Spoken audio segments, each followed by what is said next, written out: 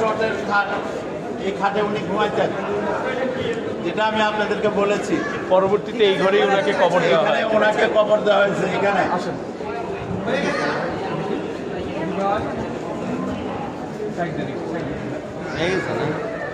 এটা মা ফাতেমার ঘর। এটা এই যে জাতা, এই জাতা হাতে পিষতে পিষতে যখন রাসূলুল্লাহ সাল্লাল্লাহু আলাইহি ওয়াসাল্লামের কাছে একজন সাহায্যকারীর জন্য গিয়েছিলেন, তখন রাসূলুল্লাহ সাল্লাল্লাহু আলাইহি ওয়াসাল্লাম বলেছিলেন এটার সাহায্যকারী তুমি পাবা না, এর থেকে ভালো জিনিস তোমাকে দেই। সেটা সেই হাদিসটা যে 3 বার 33 বার সুবহানাল্লাহ, 33 বার আলহামদুলিল্লাহ, 34 বার আল্লাহু আকবার, এই জাতার কারণে। এটা হচ্ছে রাসূলুল্লাহ সাল্লাল্লাহু আলাইহি ওয়াসাল্লাম অন্যান্য মুমিনদের সাথে যেখানে ঘর, এই ঘরে উনি থাকতেন।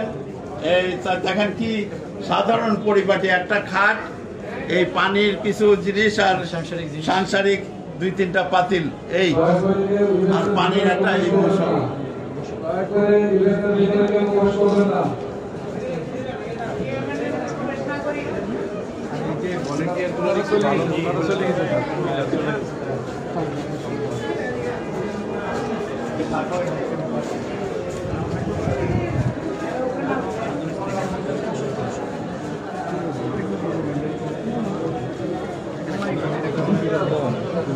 কেউ ইভেন্টের ভিতরে প্রবেশ করবেন না, কেউ ইভেন্টের ভিতরে প্রবেশ করবেন না। মোবাইল মানিব্যাগ সাবধানে রাখবেন, মোবাইল মানিব্যাগ সাবধানে রাখবেন।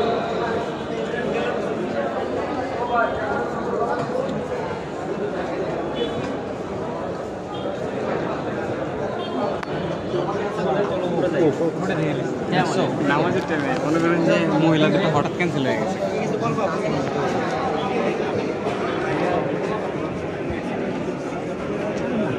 কাটানো শুরু